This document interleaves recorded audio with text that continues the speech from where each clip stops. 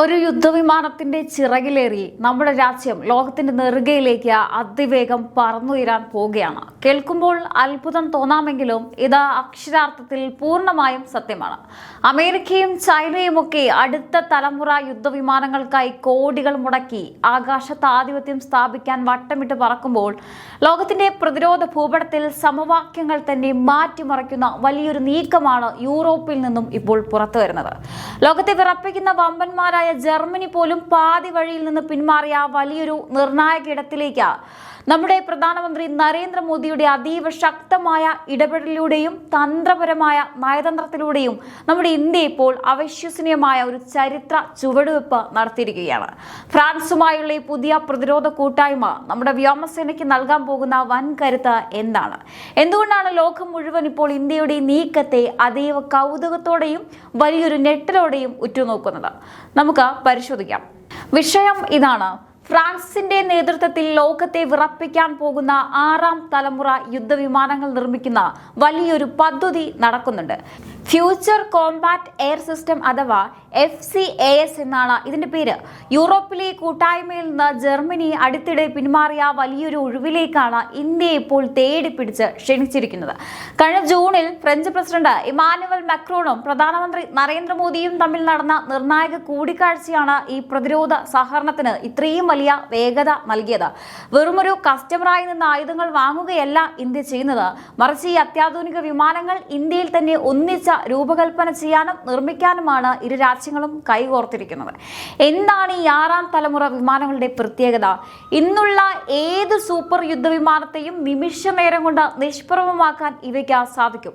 ശത്രുവിന്റെ റഡാറുകളുടെ കണ്ണ് വെട്ടിക്കുന്ന സ്റ്റെൽത്ത് ശേഷി, പൂർണ്ണമായും നിർമ്മിത ബുദ്ധി അഥവാ AI നിയന്ത്രിക്കുന്ന യുദ്ധതന്ത്രങ്ങൾ, ശത്രുവിനെ നിമിഷ നേരം കൊണ്ട് കരിച്ചു കളയുന്ന അത്യാധുനിക ആയുധങ്ങൾ, കൂടാതെ പൈലറ്റിന് കൂട്ടായി കാവൽ നിൽക്കുന്ന സ്മാർട്ട് ഡ്രോൺ സംവിധാനങ്ങൾ, അങ്ങനെ തലമുറകളോളം മുന്നിൽ നിൽക്കുന്ന സവിശേഷതകളാണ് ഇവയിലുള്ളത്. ഈ പുതിയ വിമാനത്തിന്റെ ആദ്യ പരീക്ഷണ പറക്കൽ 2028-29 കാലഘട്ടത്തിൽ നടക്കുമെന്നാണ് പ്രതീക്ഷിക്കുന്നത്. കൃത്യം ഇതേ കാലയളവിലാണ് ഇന്ത്യയുടെ സ്വന്തം 5ാം തലമുറ യുദ്ധവിമാനമായ AMCA പദ്ധതിയും യാഥാർത്ഥ്യമാകുന്നത്. അതായത് ഈ രണ്ട് പദ്ധതികളും കൂടി വരുമ്പോൾ ഇന്ത്യയുടെ വ്യോമശക്തി ലോകത്തിന്റെ തന്നെ നെറുകയിലേക്ക് ഉയരുമെന്ന് തീർച്ചയാണ്. ഡെസോൾട്ട് ഏവിയേഷൻ, സഫ്രാൻ തുടങ്ങി ലോകം ഭരിക്കുന്ന ഫ്രഞ്ച് പ്രതിരോധ വിമാനന്മാരുമായി ഇന്ത്യ നടത്തുന്ന ഈ ചർച്ചകൾ നമ്മുടെ രാജ്യത്തിന്റെ ആഭ്യന്തര വ്യവസായത്തെയും വലിയൊരു നിലയിലേക്ക് ഉയർത്തും. ഇതിനകം തന്നെ റഫാൽ യുദ്ധവിമാനങ്ങളും അന്തർവാഹിനികളും വഴി ഫ്രാൻസുമായുള്ള ഇന്ത്യയുടെ ബന്ധം ദൃഢമാണ്. ഈ പുതിയ കൂട്ടായ്മ കൂടി വരുന്നതോടെ ഇന്ത്യൻ വ്യോമസേന ആകാശത്തെ അക്ഷയമായ ഒരു മഹാശക്തിയായി മാറുമെന്നതിൽ സംശയമില്ല. ഫ്രാൻസിനൊപ്പം ഇന്ത്യ നടത്തുന്ന ഈ സാങ്കേതിക കൈമാറ്റം രാജ്യത്തിന്റെ പ്രതിരോധ ഗവേഷണ സ്ഥാപനമായ DRDOയ്ക്കും HALനും വലിയൊരു മുതൽക്കൂട്ടായി മാറും. ഭാവിയിലെ വ്യോമയുദ്ധങ്ങളെ നേരിടാൻ ഇന്ത്യൻ പൈലറ്റുമാരെ പ്രാപ്തരാക്കുന്ന രീതിയിലുള്ള അത്യാധുനിക സിമുലേറ്റർ പരിശീലനങ്ങളും ഈ പദ്ധതിയുടെ ഭാഗമായി ഇന്ത്യയിൽ സജ്ജീകരിക്കുമെന്നാണ് വിലയിരുത്തപ്പെടുന്നത്. അങ്ങനെ ആഗോളതലത്തിൽ തന്നെ ഇന്ത്യയുടെ പ്രതിരോധ കയറ്റുമതി വർദ്ധിപ്പിക്കുന്നതിനും ഈ നയതന്ത്ര ചുവടുവെപ്പ് നിർണായക വഴിത്തിരിവായി മാറുകയാണ്. ഇനി ആഗോളതലത്തിൽ ഉണ്ടാകാൻ പോകുന്ന മാറ്റങ്ങൾ എന്ന് പറഞ്ഞാൽ, ഇത്തരം അത്യാധുനിക പ്രതിരോധ സാങ്കേതിക വിദ്യകൾ കൈവശമുള്ള രാജ്യങ്ങളുടെ പട്ടികയിൽ ഇന്ത്യ അതിവേഗം ഇടം പിടിക്കുകയാണ്. അമേരിക്കയുടെയും ചൈനയുടെയും വിമാനങ്ങൾക്ക് കനത്ത വെല്ലുവിളിയാകുന്ന രീതിയിലാണ് ഫ്രാൻസുമായുള്ള ഈ സംയുക്ത നീക്കം രൂപകൽപ്പന ചെയ്തിരിക്കുന്നത്. സാങ്കേതിക വിദ്യകളിൽ മറ്റു രാജ്യങ്ങളെ ആശ്രയിച്ചിരുന്ന മുൻകാല സ്ഥിതി മാറി സ്വന്തമായി അത് നിർമ്മിക്കുന്ന രാജ്യമായി ഇന്ത്യ മാറുന്നു എന്നതാണ് ഇതിലെ ഏറ്റവും വലിയ പ്രത്യേകത. ഭാവിയിൽ മറ്റു യൂറോപ്യൻ രാജ്യങ്ങളും ഇന്ത്യയുടെ പ്രതിരോധ മുന്നേറ്റത്തിന്റെ ഭാഗമാകാൻ താല്പര്യം പ്രകടിപ്പിക്കുന്നുണ്ട് എന്നതും നമ്മുടെ രാജ്യത്തിന്റെ വർദ്ധിച്ചു വരുന്ന സ്വാധീനത്തെയാണ് വ്യക്തമാക്കുന്നത്. ഇനി ലോകത്തിലെ ഏറ്റവും ശക്തമായ രാജ്യങ്ങൾ പോലും കണ്ണും നട്ടിരിക്കുന്ന ഒരു പുതിയ വ്യോമയുദ്ധത്തിന്റെ കാലഘട്ടത്തിലേക്കാണ് ലോകം ഇപ്പോൾ കടന്നുകൊണ്ടിരിക്കുന്നത്. അമേരിക്ക 6ാം തലമുറ യുദ്ധവിമാനങ്ങളുമായി മുന്നേറുന്നു. ചൈന രഹസ്യമായി പുതിയ തലമുറ വ്യോമശക്തി കെട്ടിപ്പടുക്കുന്നു. യൂറോപ്പ് തങ്ങളുടെ ഭാവി യുദ്ധവിമാനത്തിനായി വൻ പദ്ധതികളുമായി രംഗത്തുണ്ട്. പക്ഷേ ഈ വൻ ശക്തികളുടെ മത്സരത്തിൽ ഇന്ത്യ എവിടെയാണ്? ഇതുവരെ മറ്റുള്ളവർ നിർമ്മിച്ച അത്യാധുനിക യുദ്ധവിമാനങ്ങൾ വാങ്ങി ഉപയോഗിച്ചിരുന്ന ഇന്ത്യ ഇനി മറ്റൊരു രാജ്യത്തിന്റെ പിന്നാലെ പോകാനല്ല ഒരുങ്ങുന്നത്. ലോകത്തിലെ ഏറ്റവും നൂതനമായ യുദ്ധവിമാന സാങ്കേതിക വിദ്യ വികസിപ്പിക്കുന്ന കളിയിൽ തന്നെ പങ്കാളിയാകാനാണ് ഇന്ത്യയുടെ നീക്കം. അതും സാധാരണ ഒരു രാജ്യത്തിനൊപ്പമല്ല, ലോകത്തിലെ ഏറ്റവും ശക്തമായ വ്യോമയുദ്ധ സാങ്കേതിക വിദ്യകളിൽ ഒന്നിന് നേതൃത്വം നൽകുന്ന ഫ്രാൻസിനൊപ്പം പ്രധാനമന്ത്രി നരേന്ദ്രമോദിയുടെ നേതൃത്വത്തിൽ ഇന്ത്യ മുന്നോട്ട് വയ്ക്കുന്ന ആത്മനിർഭർ ഭാരത് എന്ന ആശയം ഇപ്പോൾ പ്രതിരോധ മേഖലയിൽ മറ്റൊരു വലിയ ഘട്ടത്തിലേക്ക് കടക്കുകയാണോ എന്ന ചോദ്യമാണ് ഉയരുന്നത്. ഒന്ന് ചിന്തിച്ചു നോക്കൂ, ഇത് ഒരു യുദ്ധവിമാനം വാങ്ങാനുള്ള ചർച്ചയല്ല. ഒരു രാജ്യത്ത് നിർമ്മിച്ച വിമാനം ഇന്ത്യയിലേക്ക് കൊണ്ടുവരുന്ന സാധാരണ പ്രതിരോധ കരാറുമല്ല. ഭാവിയിലെ യുദ്ധവിമാനം എങ്ങനെയായിരിക്കണമെന്ന് തീരുമാനിക്കുന്ന സാങ്കേതിക മത്സരത്തിലേക്ക് ഇന്ത്യ തന്നെ കടന്നു വരാനുള്ള സാധ്യതയാണ് ഇപ്പോൾ തുറന്നിരിക്കുന്നത്. 6ാം തലമുറ യുദ്ധവിമാനം. ഈ പേര് കേൾക്കുമ്പോൾ തന്നെ ഇതിന് പിന്നിലെ സാങ്കേതിക വിദ്യ എത്രമാത്രം ഭീകരമായിരിക്കുമെന്ന് മനസ്സിലാക്കാം. ഇവിടെ വെറും വേഗതയോ കൂടുതൽ ശക്തിയുള്ള മിസൈലുകളോ മാത്രമല്ല ചർച്ച ചെയ്യുന്നത്. ശത്രുവിന്റെ റഡാറിന് പിടികൊടുക്കാതെ പ്രവർത്തിക്കുന്ന സ്റ്റെൽത്ത് സാങ്കേതിക വിദ്യ, യുദ്ധഭൂമിയിലെ വിവരങ്ങൾ നിമിഷങ്ങൾക്കുള്ളിൽ വിശകലനം ചെയ്യുന്ന AI സാങ്കേതിക വിദ്യ, സ്വന്തം വിമാനത്തിനൊപ്പം പറക്കുന്ന ഡ്രോൺ, വിവിധ വിമാനങ്ങൾ, ഡ്രോണുകൾ, ഉപഗ്രഹങ്ങൾ, റഡാറുകൾ തുടങ്ങി ഒരൊറ്റ നെറ്റ്വർക്കിൽ ബന്ധിപ്പിക്കുന്ന സാങ്കേതിക വിദ്യ. അതായത് ഭാവിയിലെ യുദ്ധത്തിൽ ഒരു പൈലറ്റ് മാത്രം വിമാനം പറത്തുകയല്ല ചെയ്യുന്നത്, അവന്റെ മുന്നിലുള്ള യുദ്ധഭൂമിയെ മുഴുവൻ ഒരു സാങ്കേതിക ശൃംഖല നിയന്ത്രിക്കുന്ന കാലമാണ് ഇനി വരാൻ പോകുന്നത്. അങ്ങനെ ഒരു ഭാവിയിലേക്ക് ഇന്ത്യ ഇപ്പോൾ തന്നെ നോക്കി തുടങ്ങിയിരിക്കുകയാണ്. ഇവിടെ മറ്റൊരു കാര്യം കൂടി ശ്രദ്ധിക്കണം. ഇതിനകം തന്നെ സ്വന്തം 5ാം തലമുറ യുദ്ധവിമാനമായ AMCയെ വികസിപ്പിക്കാനുള്ള ശ്രമത്തിലാണ് ഇന്ത്യ. അപ്പോൾ ചോദ്യം ഉയർന്നത് സ്വാഭാവികമാണ്. AMCയെ വികസിപ്പിച്ചുകൊണ്ടിരിക്കുന്ന ഇന്ത്യ എന്തിനാണ് ഫ്രാൻസിന്റെ 6ാം തലമുറ പദ്ധതിയിലേക്ക് നോക്കുന്നത്? ഇതിന് പിന്നിൽ മോദി സർക്കാരിന്റെ പ്രതിരോധ നയത്തിലെ ഏറ്റവും പ്രധാനപ്പെട്ട ഒരാശയമുണ്ട്: ആത്മനിർഭർ ഭാരത്. സ്വന്തമായി വിമാനം നിർമ്മിക്കുക എന്നതിൽ മാത്രം ഒതുങ്ങാത്ത ആത്മനിർഭർ ഭാരത്. വിമാനത്തിന്റെ പിന്നിലുള്ള സാങ്കേതിക വിദ്യ സ്വന്തമാക്കുക, ഡിസൈൻ ചെയ്യാനുള്ള ശേഷി സ്വന്തമാക്കുക, എഞ്ചിൻ മുതൽ സെൻസർ വരെ വികസിപ്പിക്കാനുള്ള ശേഷി വളർത്തുക, ലോകോത്തര കമ്പനികളുമായി ചേർന്ന് പ്രവർത്തിച്ച് ആ അറിവ് ഇന്ത്യൻ വ്യവസായത്തിലേക്ക് കൊണ്ടുവരിക. അവസാനം ഇന്ത്യ തന്നെ ലോകത്തിന് പ്രതിരോധ സാങ്കേതിക വിദ്യ നൽകുന്ന ശക്തിയായി മാറുക. ഇതാണ് ഈ ചർച്ചകളുടെ പിന്നിലെ ഏറ്റവും വലിയ ചിത്രം. പക്ഷേ ഇതിലെ ഏറ്റവും കൗതുകകരമായ മറ്റൊരു കാര്യമുണ്ട്. യൂറോപ്പിലെ ഈ പദ്ധതിയുടെ ഭാവിയെക്കുറിച്ച് തന്നെ വലിയ ചർച്ചകൾ നടക്കുന്നതിനിടയിലാണ് ഇന്ത്യയുടെ പേര് ഇത്ര ശക്തമായി ഉയർന്നു വരുന്നത്.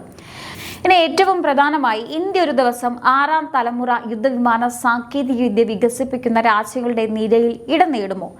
ഇതൊരു വിമാനത്തിന്റെ കഥയല്ല. ഇത് ഇന്ത്യയുടെ അടുത്ത 30 വർഷത്തെ വ്യോമശക്തിയുടെ കഥയാണ്. ഇതൊരു പ്രതിരോധ കരാറിന്റെ കഥയല്ല. ഇന്ത്യ ഒരു ആയുധം വാങ്ങുന്ന രാജ്യത്തിൽ നിന്ന് ലോകോത്തര പ്രതിരോധ സാങ്കേതിക വിദ്യ നിർമ്മിക്കുന്ന രാജ്യമായി മാറാനുള്ള യാത്രയുടെ കഥയാണ്. ഫ്രാൻസുമായി ഇന്ത്യ ഇങ്ങനെ ഒരു സഹകരണം നടത്തിയാൽ ഇന്ത്യൻ വ്യോമസേനയ്ക്ക് യഥാർത്ഥത്തിൽ എന്താണ് ലഭിക്കാൻ പോകുന്നത്? ഇത് മനസ്സിലാക്കാൻ ആദ്യം ഒരു കാര്യം ശ്രദ്ധിക്കണം. ഒരു യുദ്ധവിമാനത്തിന്റെ കരുത്ത് അതിന്റെ വേഗതയിലോ വലുപ്പത്തിലോ മാത്രമല്ല, അതിന്റെ കണ്ണാണ് റഡാർ, അതിന്റെ തലച്ചോറാണ് കമ്പ്യൂട്ടർ സംവിധാനങ്ങൾ, അതിന്റെ നാഡീവ്യൂഹം പോലെയാണ് സെൻസറുകളും ഡാറ്റ സംവിധാനങ്ങളും. ഇവയെല്ലാം എത്ര മികച്ചതാണോ അത്രയും മികച്ചതായിരിക്കും ആ യുദ്ധവിമാനത്തിന്റെ യഥാർത്ഥ കഴിവ്. ഇവിടെയാണ് 6ാം തലമുറ സാങ്കേതിക വിദ്യയ്ക്ക് ഇത്രയധികം പ്രാധാന്യം. ഉദാഹരണത്തിന്, ഒരു ഇന്ത്യൻ യുദ്ധവിമാനം അതിർത്തിക്ക് സമീപം പറക്കുകയാണെന്ന് കരുതുക. വളരെ ദൂരെയുള്ള ഒരു ഡ്രോൺ ശത്രുവിന്റെ നീക്കം കണ്ടെത്തുന്നു, മറ്റൊരു സെൻസർ വേറൊരു വിവരം നൽകുന്നു, റഡാർ മറ്റൊരു ലക്ഷ്യം കണ്ടെത്തുന്നു. ഇവയെല്ലാം പൈലറ്റ് ഓരോന്നായി പരിശോധിക്കേണ്ട ആവശ്യമില്ല. വിവരങ്ങൾ ഒരുമിച്ചെത്തിച്ച് സാഹചര്യം വേഗത്തിൽ മനസ്സിലാക്കാൻ സഹായിക്കുന്ന സംവിധാനമായിരിക്കും ഇനി ഭാവിയിലെ യുദ്ധവിമാനങ്ങളിൽ ഉണ്ടാകുക. അതായത് പൈലറ്റിന്റെ കഴിവിനൊപ്പം സാങ്കേതിക വിദ്യയും ചേർന്ന് പ്രവർത്തിക്കും. ഇതാണ് യുദ്ധവിമാനങ്ങളുടെ അടുത്ത തലമുറയെ വ്യത്യസ്തമാക്കുന്നത്. ഇന്ത്യക്ക് സ്വതന്ത്രമായി ഒരു ആധുനിക യുദ്ധവിമാന ഡിസൈൻ ശേഷി വളർത്താനുള്ള വലിയ പരീക്ഷണവുമാണ്. പ്രധാനമന്ത്രി നരേന്ദ്രമോദി ഇത്തരം പ്രതിരോധ നീക്കങ്ങൾ നടത്തുമ്പോൾ അതിന് പിന്നിൽ ഇന്ത്യയുടെ താല്പര്യം തന്നെയാണ് പ്രധാനമായും വരുന്നത്. ആരെയും പൂർണ്ണമായി ആശ്രയിക്കാതെ, ആരുടെയും സമ്മർദ്ദത്തിന് വഴങ്ങാതെ ഇന്ത്യക്ക് ഏറ്റവും കൂടുതൽ ഗുണം ലഭിക്കുന്ന സാങ്കേതിക വിദ്യയും സഹകരണവുമാണ് ഇന്ത്യ തേടുന്നത്. അതുകൊണ്ടാണ് ഒരേ സമയം പല ശക്തമായ രാജ്യങ്ങളുമായും ഇന്ത്യ ബന്ധം നിലനിർത്തുന്നത്. റഷ്യയുമായുള്ള ബന്ധം തുടരുന്നു, അമേരിക്കയുമായുള്ള തന്ത്രപരമായ സഹകരണം ശക്തമാക്കുന്നു, ഫ്രാൻസുമായി അത്യാധുനിക പ്രതിരോധ സാങ്കേതിക വിദ്യയിൽ ചർച്ചകൾ നടക്കുന്നു, ജപ്പാൻ ഉൾപ്പെടെയുള്ള രാജ്യങ്ങളുമായി പ്രതിരോധ സഹകരണം വർദ്ധിക്കുന്നു. ഇത് യാദൃശ്ചികമായി സംഭവിക്കുന്നതല്ല. ഇന്ത്യയുടെ സ്വന്തം താല്പര്യം മുന്നിൽ നിർത്തിയുള്ള ഒരു വലിയ തന്ത്രത്തിന്റെ ഭാഗമായാണ് ഇതിനെ കാണേണ്ടത്. അതുകൊണ്ട് തന്നെ ഇന്ത്യയും ഫ്രാൻസും തമ്മിലുള്ള ഇത്തരം ചർച്ചകൾ ലോകത്തിലെ മറ്റു ശക്തികളും വളരെ ശ്രദ്ധയോടെ നിരീക്ഷിക്കുന്നുണ്ടാവും. റഷ്യയ്ക്കും അമേരിക്കയ്ക്കും അതുപോലെ ഇന്ത്യയുടെ നീക്കങ്ങളെ സൂക്ഷ്മമായി നോക്കുന്ന മറ്റു രാജ്യങ്ങൾക്കും ഒരു കാര്യം ഇപ്പോൾ വ്യക്തമാണ്, ഇന്ത്യ ഇനി ഒരു രാജ്യത്തിൻ്റെ മാത്രം ആയുധ വിപണിയെ ആശ്രയിച്ച് നിൽക്കുന്ന രാജ്യമല്ല. ആർക്കൊപ്പം സഹകരിക്കണം, എന്ത് സാങ്കേതിക വിദ്യ വേണം, എവിടെ നിന്ന് വേണം, അതിൽ ഇന്ത്യക്ക് എത്രത്തോളം പങ്കാളിത്തം വേണം, ഈ തീരുമാനങ്ങൾ ഇന്ത്യ സ്വന്തം താല്പര്യം നോക്കിയെടുക്കുന്ന ഘട്ടത്തിലേക്ക് എത്തിയിരിക്കുകയാണ്.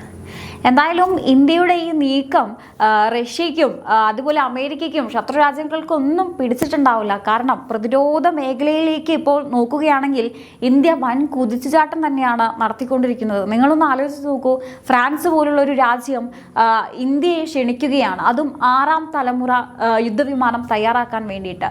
ഇത് എല്ലാവരെയും ഞെട്ടിക്കുന്ന ഒരു തീരുമാനം തന്നെയാണ്. എന്തായാലും നമ്മുടെ മോദി സർക്കാർ നമ്മുടെ ആത്മനിർഭർ ഭാരത് എന്ന ഒരു നയത്തിൽ വിജയിച്ചിരിക്കുകയാണ്. എന്തായാലും ഈ ഒരു വിഷയത്തെക്കുറിച്ചുള്ള നിങ്ങളുടെ അഭിപ്രായങ്ങൾ തീർച്ചയായിട്ടും താഴെ കമന്റ് ബോക്സിൽ രേഖപ്പെടുത്തുക. മറ്റൊരു വിഷയമായി വീണ്ടും കാണാം. നന്ദി.